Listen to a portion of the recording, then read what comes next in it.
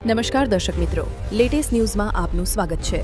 આજે આપણે ગુજરાત અને દેશના એવા 10 મોટા સમાચાર વિશે વાત કરીશું જે તમારા જીવન પર સીધી અસર કરશે।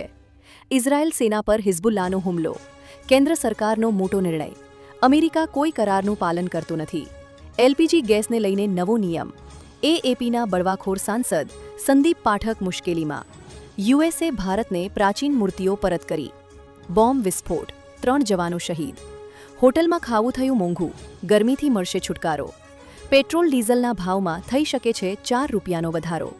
આ બધું જ જાણીએ તે પહેલા અમારી યુટ્યુબ ચેનલને સબસ્ક્રાઇબ કરી લેજો અને બેલ આઇકન ઓન કરી દેજો। ઇઝરાયલ સેના પર હિઝબુલ્લાહનો હુમલો, મિડલ ઇસ્ટમાં તણાવ વધુ વધી રહ્યો છે। હિઝબુલ્લાહે દક્ષિણી લેબનાનમાં ઇઝરાયેલી સેના પર ઘણા મોટા હુમલાઓ કર્યા છે। બિન્ટ જુબૈલ અને હુલા જેવા વિસ્તારોમાં સૈનિકો અને સૈન્ય વાહનો પર આર્ટિલરી અને ડ્રોન હુમલા કર્યા હતા। આ સિવાય બિયાદામાં સુસાઇડ ડ્રોન દ્વારા મોટા હુમલાની વાતચીત કરી છે। વધુમાં હિઝબુલ્લાહે કહ્યું કે તેને ટાઇબહેમાં સૈન્ય હ્યુમર વાહન અને રીશાકમાં મરકાવા ટેન્કને નિશાન બનાવ્યું હતું। કેન્દ્ર સરકારનો મોટો નિર્ણય, કેન્દ્ર સરકારે વીમા ક્ષેત્રમાં 100% વિદેશી સીધા રોકાણ એફડીઆઈને મંજૂરી આપી છે। વિદેશી રોકાણકારો હવે ઓટોમેટિક રૂટ દ્વારા ભારતીય વીમા કંપનીઓમાં સંપૂર્ણ હિસ્સો ખરીદી શકશે। જો કે એલઆઈસી માટે રોકાણ મર્યાદા 20% પર જાળવી રાખવામાં આવી છે। વીમા ક્ષેત્રમાં વિદેશી રોકાણ વીમા અધિનિયમ 1938ની જોગવાઈઓને આધીન રહેશે। રોકાણ કરતી કંપનીઓએ આઈઆરડીએઆઈ પાસેથી લાયસન્સ અથવા મંજૂરી મેળવવાની જરૂર રહેશે। અમેરિકા કોઈ કરારનું પાલન કરતું નથી, ઈરાનના આઈઆરજીસીના ખાતમ, અલ અંબિયાની સેન્ટ્રલ હેડક્વાર્ટર સાથે સંબંધિત ડેપ્યુટી ઇન્સ્પેક્ટર મોહમ્મદ જાફરે કહ્યું કે ઈરાન અમેરિકા વચ્ચે ફરી યુદ્ધ થઈ શકે છે। વધુમાં તેમણે કહ્યું કે અમેરિકા કોઈપણ પ્રકારના કરારનું પાલન કરતું નથી। અમેરિકા પર આરોપ લગાવતા તેમણે કહ્યું કે તેમનો પહેલો હેતુ તેલના ભાવ ઘટતા અટકાવવા અને બીજો હેતુ એવી સમસ્યાઓથી બહાર નીકળવું જે ખુદ અમેરિકાએ ઊભી કરી છે। એલપીજી ગેસને લઈને નવો નિયમ, એલપીજી કનેક્શનને લઈને સરકારનો નવો નિયમ 1 મેથી લાગુ થઈ ગયો છે। તમારે સિલિન્ડર માટે કેવાયસી વેરિફિકેશન કરવું ફરજિયાત છે। જો તમારી પાસે પીએનજી કનેક્શન છે તો એલપીજી ગેસ સિલિન્ડર કનેક્શન રદ કરવું પડશે। આમ ન કરવા પર ઓઇલ કંપનીઓ તરફથી ગેસની સપ્લાય કરવામાં આવશે નહીં। જણાવીએ કે કેવાયસી કરવા પર જ તમને સિલિન્ડર મળશે, જ્યારે ઘણા ક્ષેત્રોમાં ઓટીપી વેરિફિકેશન બાદ જ સિલિન્ડર આપવામાં આવશે।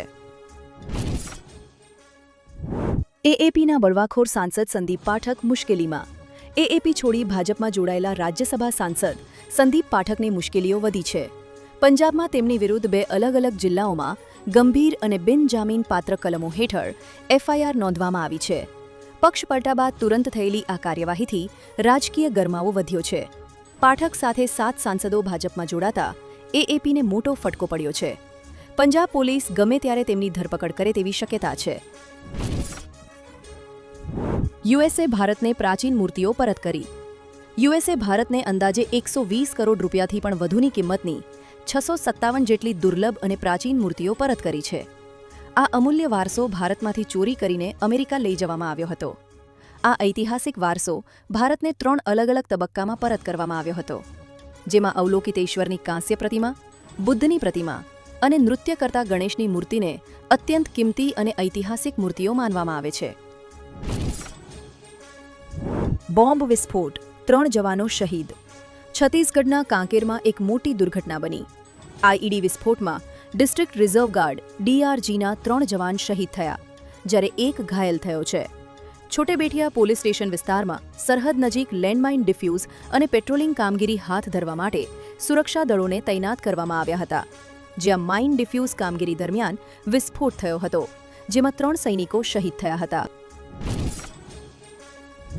હોટલમાં ખાવું થયું મોંઘું, તાજેતરમાં એલપીજી સિલિન્ડરના ભાવ વધવાને કારણે હોટેલમાં ખાવાનું પણ મોંઘું થયું છે, જેની અસર હવે સામાન્ય લોકોના ખિસ્સા પર પડી છે। બેંગલુરુ હોટલ એસોસિએશને નિર્ણય લીધો છે, હવે ગ્રાહકોથી તેનો ભાવ વસૂલશે। હોટલ એસોસિએશને કહ્યું, સિલિન્ડરમાં 993 રૂપિયાનો વધારો ખૂબ મોટો છે, જેથી ખાવાનું પણ મોંઘું થશે। વધુમાં તેમણે કહ્યું કે હોટલ એસોસિએશને દરેક હોટલ માલિકોને નિર્ધારિત ભાવ વધારવાની મંજૂરી આપી દીધી છે। ગરમીથી મળશે છુટકારો. અંબાલાલ પટેલે કાળઝાળ ગરમીમાં ઠંડક આપી તેવી આગાહી કરી છે. આગામી 5 થી 8 મે દરમિયાન રાજ્યના વિવિધ ભાગોમાં વાતાવરણમાં અચાનક પલટો આવશે. આ સમયગાળા દરમિયાન પવનની ગતિ 40થી 60 કિલોમીટર પ્રતિ કલાક રહેવાની શક્યતા છે, જે ધૂળના વાવાઝોડા અને કરા સાથે વરસાદ લાવી શકે છે.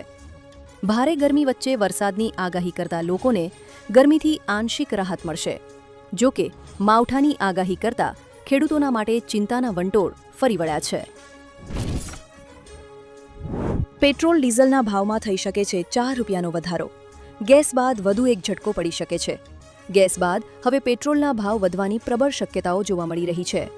સરકારી સૂત્રોના જણાવ્યા અનુસાર પેટ્રોલ ડીઝલના ભાવમાં પ્રતિ લિટર ₹4 થી ₹5નો વધારો થઈ શકે છે, કારણ કે તેલ કંપનીઓ નુકસાન કરી રહી છે. યુદ્ધના કારણે તેલ કંપનીઓ લાંબા સમયથી તેમના નુકસાનને પહોંચી વળવા ભાવ વધારા માટે દબાણ કરી રહી છે. ભાવ બાબતે સરકારે કોઈ જાહેરાત કરી નથી. આવી જ માહિતી મેળવવા માટે અમારી YouTube ચેનલને સબસ્ક્રાઇબ કરો અને વિડીયોને લાઇક કરો, જેથી તમને આવી માહિતી મળ્યા રાખે.